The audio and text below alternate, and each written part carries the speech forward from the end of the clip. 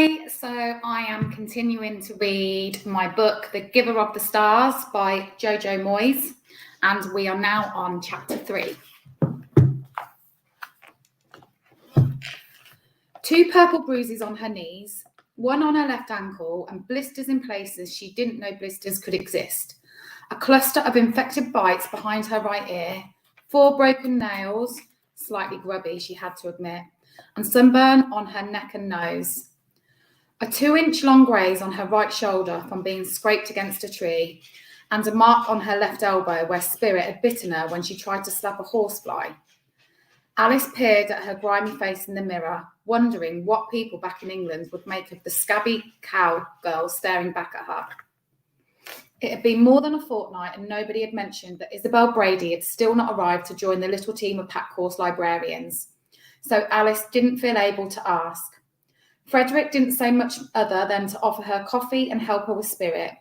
Beth, the middle child of 8 brothers, would march in and out with a brisk, boyish energy, nodding a cheerful hello, dumping her saddle on the floor, exclaiming when she couldn't find her goddamn saddlebags.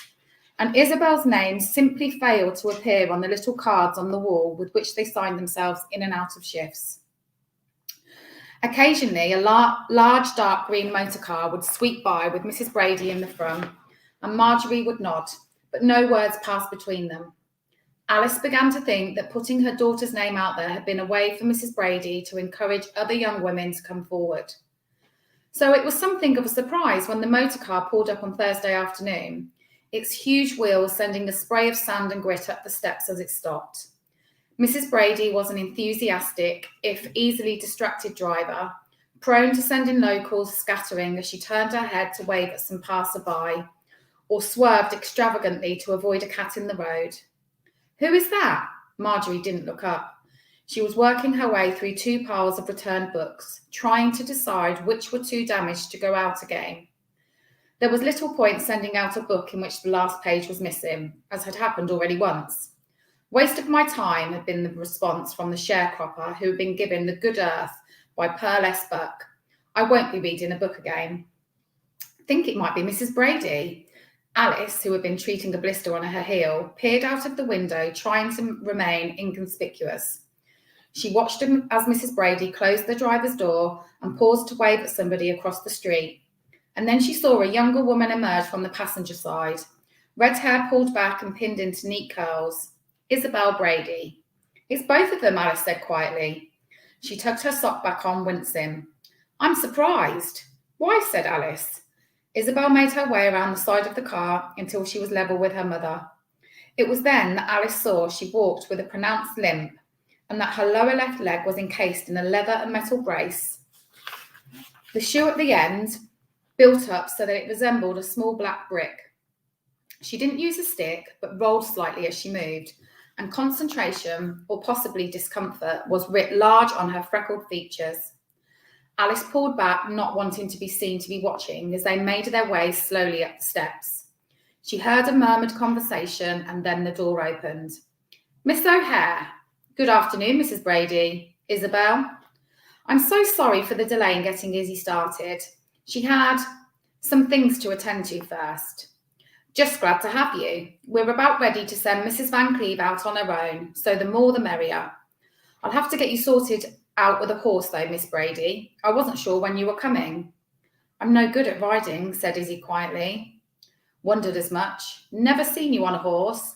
So Mr. Geisler is going to lend you his old companion horse, Patch. He's a little heavy, but sweet as anything. Won't scare you none. He knows what he's doing and he'll go at your pace. I can't ride, Izzy said, an edge to her voice. She looked mutinously at her mother. That's only because you won't try, dear, her mother said, not looking at her. She clasped her hands together. So what time shall we come by tomorrow? Izzy, we'll have to take you to Lexington to get you some new breeches. You've eaten your way right out of your old ones. Well, Alice here saddles up at 7, so why don't you come then? We may start a little earlier as we divide up our routes. You're not listening to me, Izzy began. We'll see you tomorrow. Mrs. Brady looked around at her little cabin. It's good to see what a start you've made already. I hear from Pastor Willoughby that MacArthur girls read their way through the Bible samplers without so much as a prompt from him last Sunday. thanks to the books you brought them. Wonderful. Good afternoon, Mrs. Van Cleve, Miss O'Hare. I'm much obliged to the pair of you. Mrs. Brady nodded, and the two women turned and made their way out of the library. They heard the roar of the car's engine as it started up, then a skidding sound and a startled shout as Mrs. Brady pulled out onto the road. Alice looked at Marjorie, who shrugged. They sat in silence until the sound of the engine died away. Bennett? Alice skipped up to the stoop where her husband was sitting with a glass of iced tea. She glanced at the rocker, which was unusually empty. Where's your father? Having dinner with the Lows. Is that the one who never stops talking? Goodness, he'll be there all night. I'm amazed Mrs. Low can draw breath long enough to eat. She pushed her hair back from her brow. Oh, I have had the most extraordinary day. We went to a house in the middle of absolutely nowhere, and I swear this man wanted to shoot us. He didn't, of course. She slowed, noting the way his eyes had dropped to her dirty boots. Alice looked down at them and the mud on her breeches. Oh, that. Yes, misjudged where I should have been going through a creek, and my horse stumbled and threw me straight over her head. It was actually very funny. I thought at one point Marjorie was going to pass out from laughing. Luckily, I dried off in a wink, although just wait until you see my bruises. I am positively purple. She jogged up the steps to him and stooped to kiss him, but he turned his face away. You smell awfully of horse these days, he said. Maybe you should wash that off. It does tend to linger. She was sure he hadn't meant it to sting, but it did. She sniffed at her shoulder. You're right, she said, forcing a smile. I smell like a cowboy. I tell you what, how about I freshen up and put on something pretty, and then perhaps we could take a drive to the river. I could make us a little picnic of nice things. Didn't Annie leave some of that molasses cake? And I know we still have the side of ham. Say yes, darling, just you and me. We haven't had a proper outing together for weeks. Bennett rose from his chair. Actually, I'm going to meet some of the fellas for a game. I was just waiting for you to come home so I could tell you. He stood in front of her as she realised he was wearing the white trousers he used for sport. We're headed to the playing field over at Johnson. Oh, fine then, I'll come and watch. I promise I won't take a minute to scrub up. He rubbed his palm over the top of his head. It's kind of a guy thing. The wives don't really come. I wouldn't say anything, Bennett darling, or bother you. That's not really the point. I would just love to see you play. You look so joyful when you play. The way his gaze flickered towards her and away told her she had said too much. They stood in silence for a moment. Like I said, it's a guy thing. Alice swallowed. I see. Another time then. Sure. Released, he looked suddenly happy. A picnic will be great. Maybe we can get some of the other fellows to come too. Pete Schrager? You liked his wife, didn't you? Patsy's fun.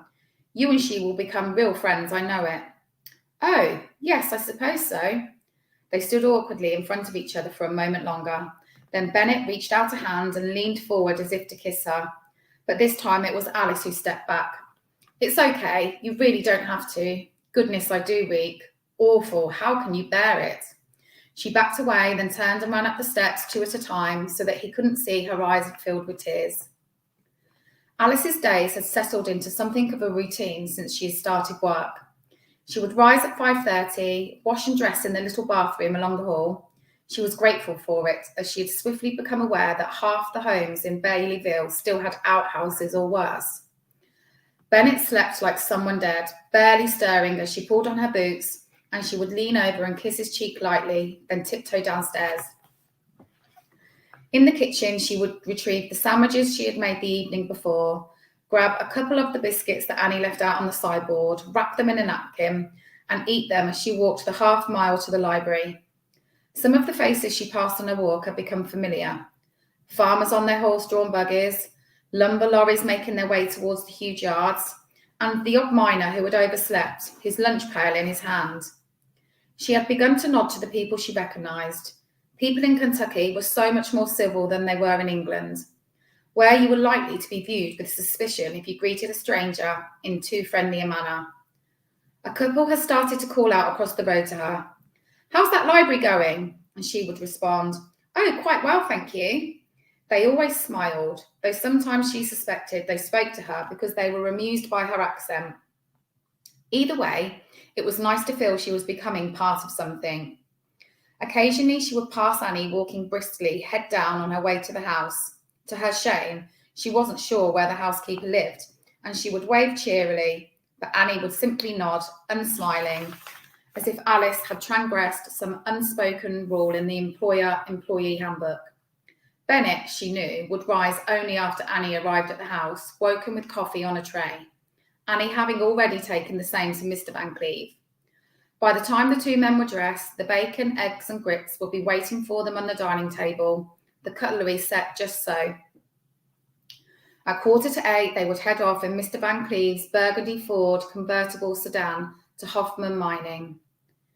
Alice tried not to think too hard about the previous evening.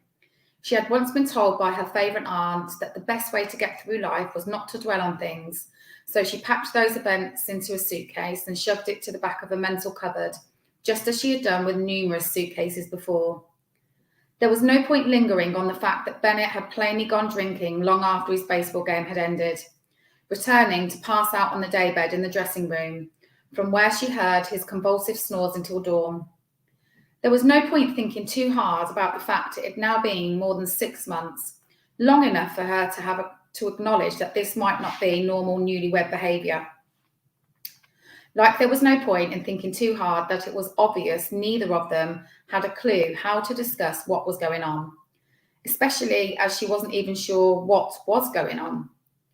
Nothing in her life up to now had given her the vocabulary or the experience, and there was nobody in whom she could confide.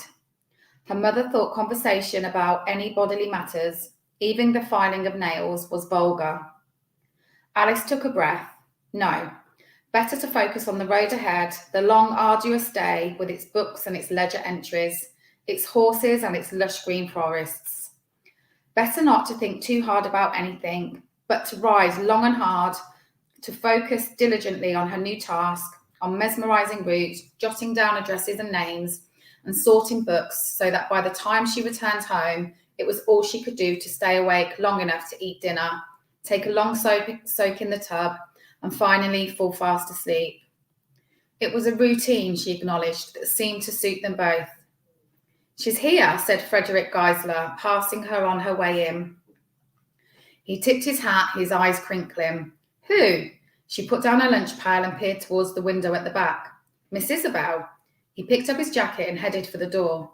"Lord knows, I doubt she'll be riding the Kentucky Derby anytime soon. There's coffee brewing out back, Mrs. Van Cleve. I brought you some cream, given that's how you seem to prefer it." "That's very kind of you, Mr. Geisler. I have to say I can't drink it stewed black like Marjorie. She can pretty much stand a spoon in hers.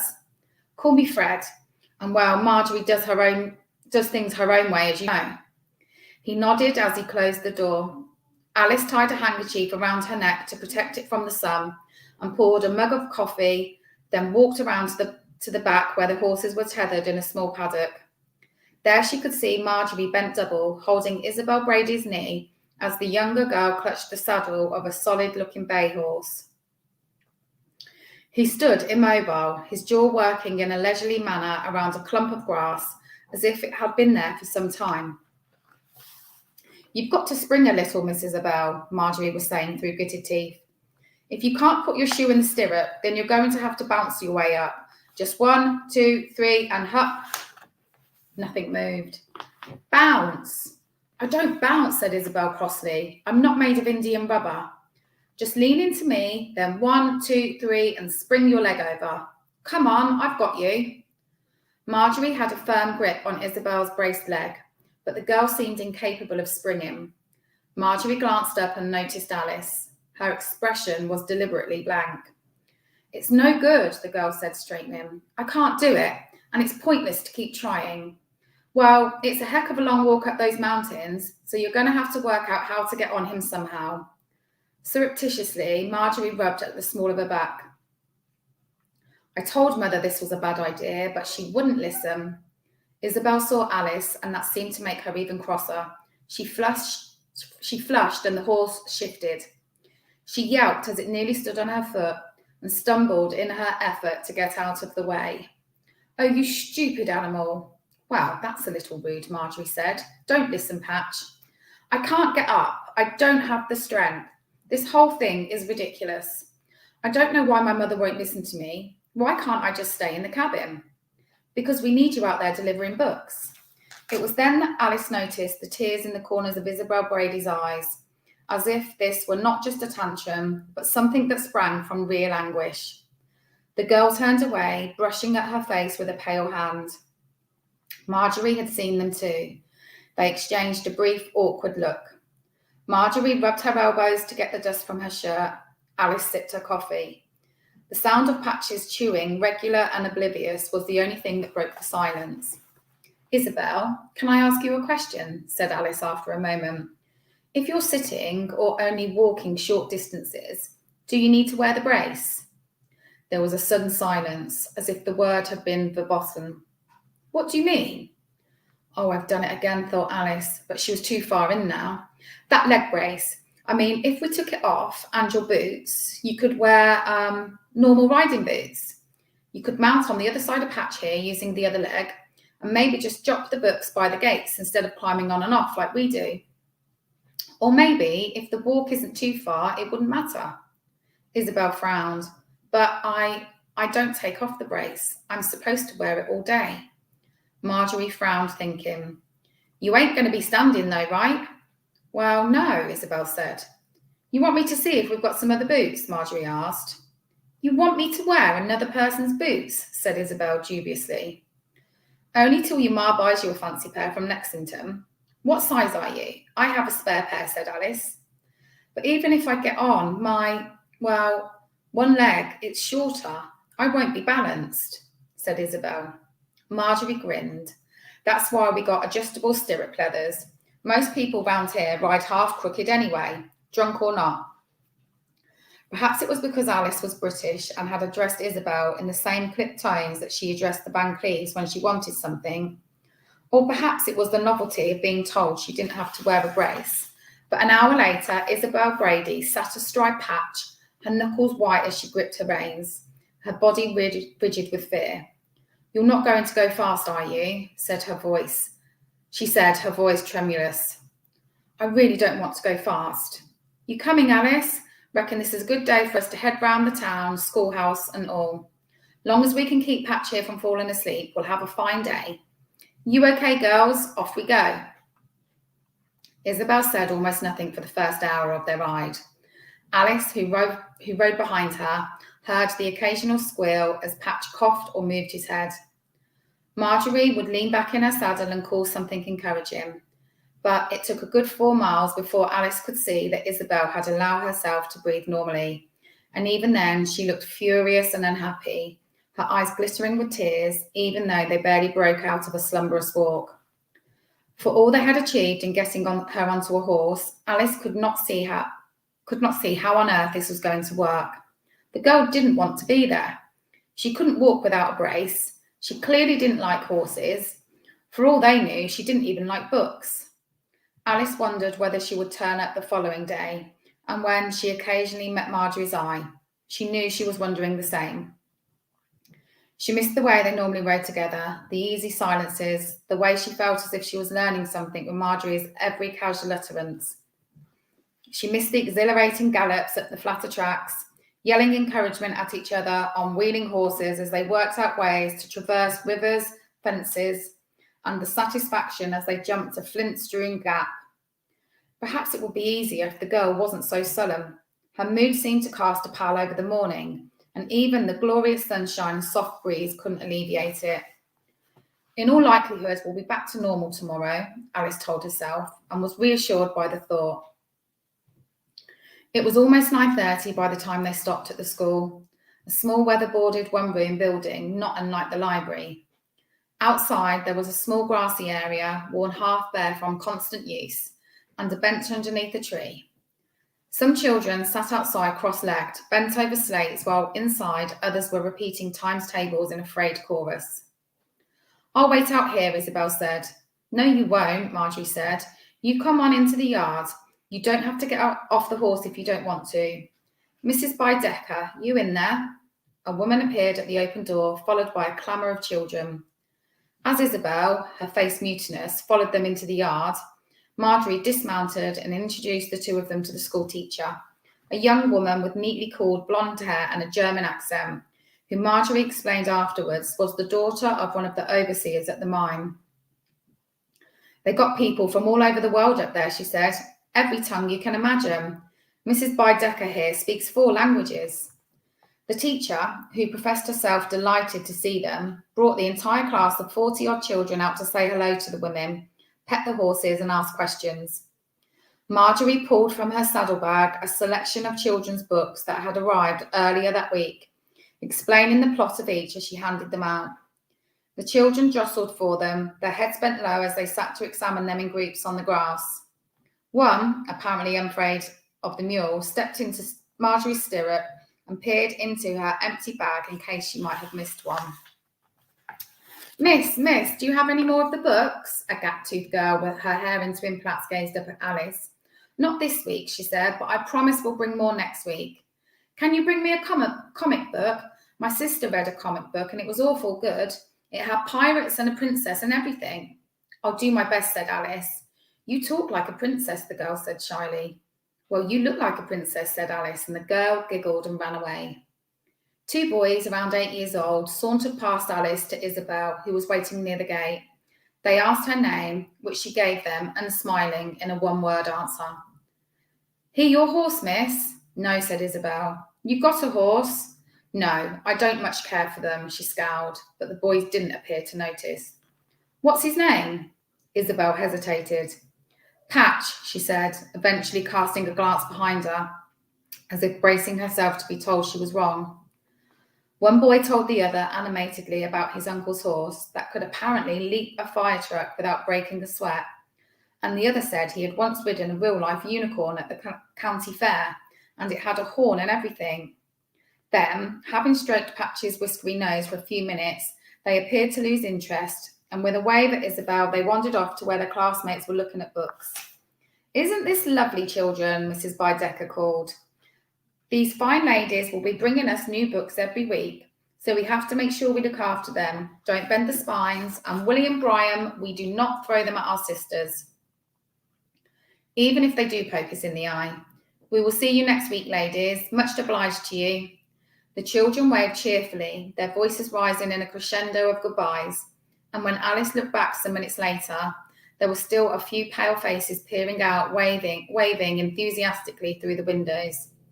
Alice watched as Isabel gazed after them and noted that the girl was half smiling. It was a slow, wistful thing and hardly joyful, but it was a smile nonetheless. They rode away in silence into the mountains, following the narrow trails that bordered the creek and staying in single file, Marjorie deliberately keeping the pace steady in front. Occasionally she would call and point at landmarks, perhaps in the hope that Isabel would be distracted, or finally express some enthusiasm. Yes, said Isabel dismissively. That's the Handmaiden's Rock, I know. Marjorie twisted in her saddle. You know Handmaiden's Rock? Father used to make me walk with him in the mountains when I first recovered from polio, hours every day. He reckoned that if I used my legs enough, I would level up. They stopped in a clearing. Marjorie dismounted, pulling a water bottle and some apples from her saddle pack, passing them out and then taking a swig from the bottle. It didn't work then, she said, nodding towards Isabel's leg. The walking thing. Isabel's eyes widened. Nothing is going to work, she said. I'm a cripple. Nah, you ain't. Marjorie rubbed an apple on her jacket. If you were, you couldn't walk and you couldn't ride. You can clearly do both, even if you are a little one ways. Marjorie offered the water to Alice, who drank thirstily, then passed it to Isabel, who shook her head. You must be thirsty, Alice protested. Isabel's mouth tightened. Marjorie regarded her steadily. Finally, she reached out with a handkerchief, rubbed the neck of the water bottle, then handed it to Isabel, with only the faintest eye roll at Alice. Isabel raised it to her lips, closing her eyes as she drank. She handed back the bottle, pulled a small lace handkerchief from her pocket and wiped her forehead. It's awfully warm today, she conceded. Yup, and no place on earth better than the call of the mountains.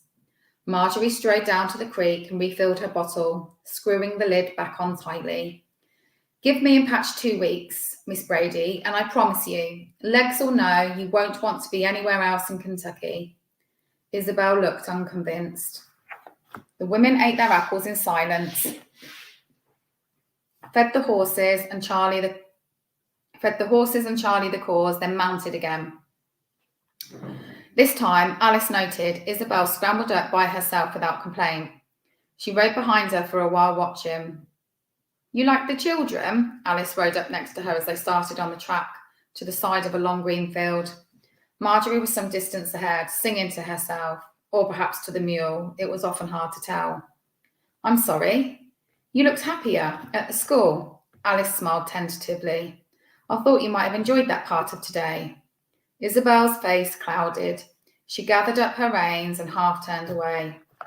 I'm sorry, Miss Brady, said Alice after a moment. My husband tells me I speak without thinking. I've obviously done it again. I didn't mean to be intrusive or rude. Forgive me. She pulled her horse back so that she was once again behind Isabel Brady. She cursed herself silently, wondering whether she would be able to find the right balance with these people. Isabel plainly didn't want to communicate at all. She thought of Peggy's clique of young women, most of whom she only recognised in town because they scowled at her. She thought of Annie, who half the time looked at her as if she'd stolen something. Marjorie was the only one who didn't make her feel like an alien, and she, to be fair, was a little odd herself. They had gone another half mile when Isabel turned her head, so that she was looking over her shoulder. It's Izzy, she said. Izzy? My name. People I like call me Izzy. Alice barely had time to digest this when the girl spoke again, and I smiled because it was the first time. Alice leaned forward, trying to make out the words. The girl spoke so quietly. First time for what? Riding in the mountains? No, Izzy straightened up a little. The first time I've been in a school and nobody was laughing at my leg. You think she'll come back? Marjorie and Alice sat on the top step of the stoop, batting away flies and watching heat rise off the shimmering road. The horses had been washed and set loose in the pasture, and the two women were drinking coffee, stretching creaking limbs and trying to summon the energy to check and enter the day's books in the ledger. Hard to say. She don't seem to like it much. Alice had to admit she was probably right. She watched as a panting dog walked along the road, then lowered itself wearily into the shade of a nearby log store. Not like you. Alice looked up at her. Me? You're like a prisoner sprung from jail most mornings. Marjorie sipped her coffee and gazed out at the road. I sometimes think you love these mountains as much as I do. Alice kicked a pebble with her heel. I think I might like them better than anywhere on earth. I just feel more myself up here. Marjorie glanced at her and smiled conspiratorially. This is what people don't see. Wrapped up in their cities with their noise and the smoke and their tiny boxes for houses. Up there you can breathe. You can't hear the town talking and talking. No eyes on you except God's. It's just you and the trees and the birds and the river and the sky and the freedom. Out there, it's good for the soul. A prisoner sprung from jail? Sometimes Alice wondered if Marjorie knew more about her life with the Van Cleves than she let on. She was dragged from her thoughts by a blaring horn. Bennett was driving his father's motorcar towards the library. He shuddered to an abrupt halt so that the dog leaped up, its tail between its legs. He was waving at her, his smile wide and uncomplicated. She couldn't help but smile back. He was as handsome as a movie star on a cigarette card. Alice, Miss O'Hare, he said, catching sight of her. Mr. Van Cleve, Marjorie answered. Came to fetch you home. Thought we might take that picnic you were talking about. Alice blinked. Really? Got a couple of problems with the coal tipple that won't be fixed until tomorrow, and Pa's in the office trying to sort it out. So I flew home and got Annie to do us a picnic. Thought I'd race you back in the car and you can get changed and we'll head straight out while it's still light. Pa says we can have this old girl all evening. Alice stood up delighted. Then her face fell. Oh, Bennett, I can't. We haven't entered the books or sorted them and we're so behind. We've only just finished the horses. You go, said Marjorie. But that's not fair on you, not with Beth gone and Izzy disappearing as soon as we got back. Marjorie waved a hand. But go on now, I'll see you tomorrow. Alice glanced at her to check she meant it, then gathered up her things and whooped as she raced down the steps. I probably smell like a cowboy again, she warned, as she climbed into the passenger side and kissed her husband's cheek. He grinned. Why do you think I've got the top open? He reversed into a speedy three-point turn, causing the dust to fly up the road, and Alice squealed as they roared towards home. He was not a mule prone to exaggerated shows of temper or high emotion, but Marjorie rode Charlie home at a slow walk. He had worked hard and she was in no hurry. She sighed, thinking of the day. A flighty Englishwoman who knew nothing of the area, whom the mountain people might not trust and would probably be pulled away by that braying blowhard Mr. Van Cleve, and a girl who could barely walk, couldn't ride and didn't want to be there. Beth worked when she could, but her family would need her for the harvest during much of September. Hardly the most auspicious start to a travelling library. She wasn't sure how long any of them would last. They reached the broken-down barn where the trail split, and she dropped her reins onto his narrow neck, knowing the mule would find his own way home. As she did, her dog, a young blue-eyed speckled hound, bolted towards her, his tail clamped between his legs and his tongue lolling in delight to see her. What in heck are you doing out here, Bluey boy, huh? Why aren't you in the yard? She reached a small paddock and dismounted, noting that the ache in her lower back and shoulders probably owed more to hoisting Izzy Brady on and off a horse than any real distance she had travelled. The dog bounded around her, only settling when she ruffled his neck between her hands and confirmed that yes, he was a good boy, yes, he was, at which point he raced back into the house. She released the mule, watching as Charlie dropped to the ground, folding his knees under him, then rocking backwards and forwards in the dirt with a satisfied groan. She didn't blame him. Her own feet were heavy as she made her way up the steps. She reached for the door, then stopped. The latch was off. She stared at it for a moment, thinking, then walked quietly to the empty barrel at the side of the barn where she kept her spare rifle under a piece of sacking. Alert now, she lifted the safety catch and raised it to her shoulder. Then she tiptoed back up the steps, took a breath, and quietly hooked the door open with the toe of her boot. Who's there? Directly across the room, Sven Gustafsson sat on her rocker, his feet up on the low table and a copy of Robinson Crusoe in his hands. He didn't flinch, but waited a moment for her to lower the gun. He put the book carefully on the table and rose to his feet slowly, placing his hands with almost exaggerated courtesy behind his back. She stared at him for a moment. I wondered why the dog didn't bark. Yeah, well, me and him, you know how it is. Bluey, that squirming traitor, was nestling under Sven's arm now, pushing at him with his long nose, begging to be petted. Marjorie took off her hat and hung it on the hook, then pushed the sweaty hair from her forehead. Wasn't expecting to see you. You weren't looking. Without meeting his eyes, she passed him to the table, where she pulled the lace cover from a jug of water and poured herself a cup. You're not going to offer me some? Never knew you to drink water before. And you won't offer me anything stronger? She put the cup down. What are you doing here, Sven? He looked at her steadily. He was wearing a clean check shirt, and he gave off smell of a coal tar soap and something uniquely his, something that spoke of the sulphurous smell of the mine and smoke and maleness. I missed you. She felt something give a little in her and brought the cup to her lips to hide it. She swallowed. Seems to me you're just doing fine without me. You and I both know I can do just fine without you. But here's the thing, I don't want to. We've been through this, and I still don't get it.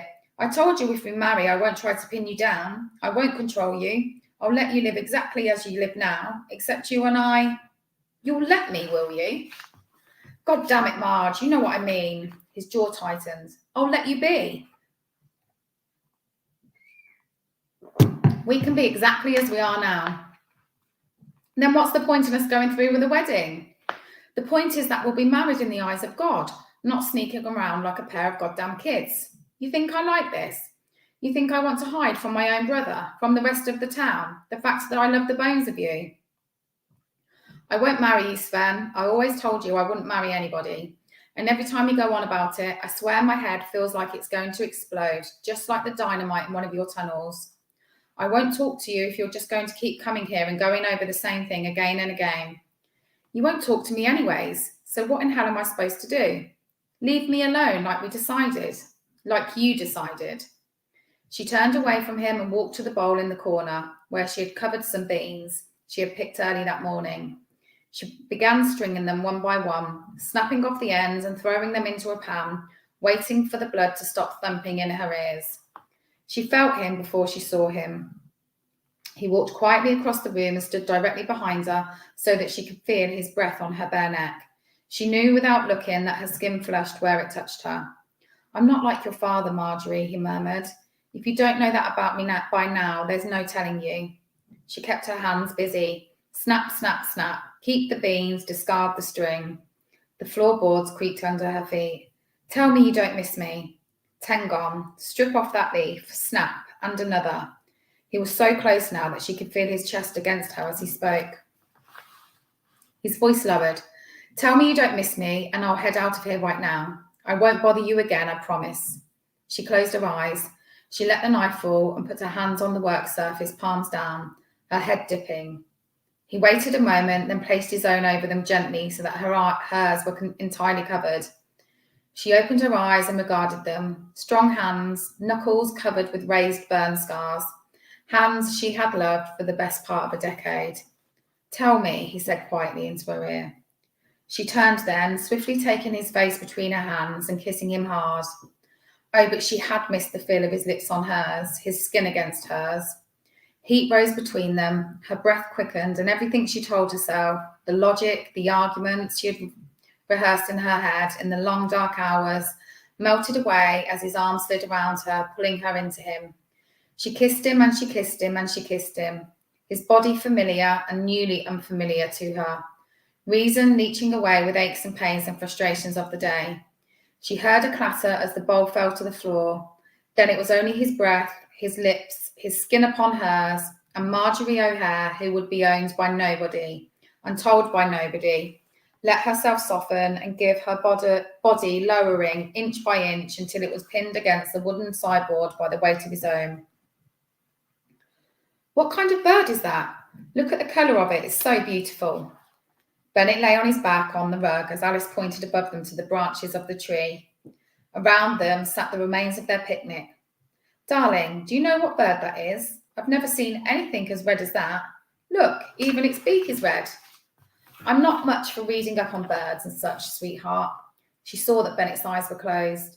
He slapped at a bug on the side of his cheek and held out his hand for another ginger beer. Marjorie knew all the different birds, Alice thought, as she reached across to the hamper.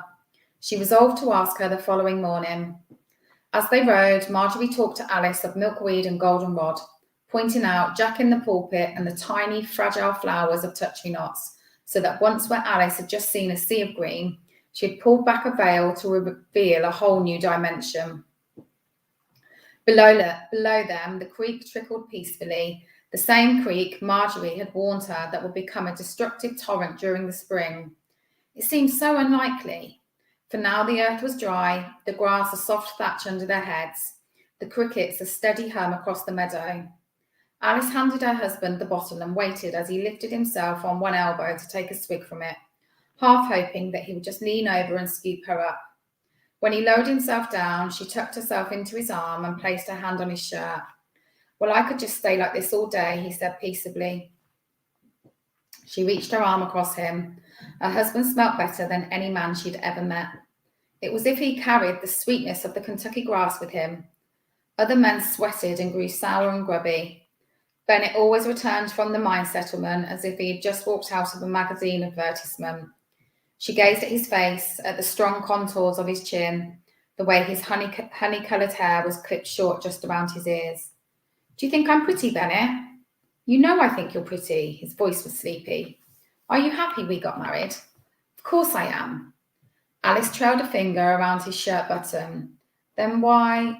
Let's not get all serious, Alice, huh? No need to go on about things, is there? Can't we just have a nice time? Alice lifted her hand from his shirt. She twisted and lowered herself down onto the rug so that only their shoulders were touching. Sure. They lay in the grass side by side, looking up at the sky in silence. When he spoke again, his voice was soft. Alice? She glanced at him. She swallowed, her heart thumping against her ribcage. She placed her hand on his, trying to convey to him her tacit encouragement, to tell him without words that she would be a support, that it would be okay, whatever he said. She was his wife after all. She waited a moment. Yes? It's a cardinal, he said. The red one. I'm pretty sure it's a cardinal. Right, that is the end of chapter 3. I hope you enjoyed that. Come and join me again next week for chapter 4. Cheers.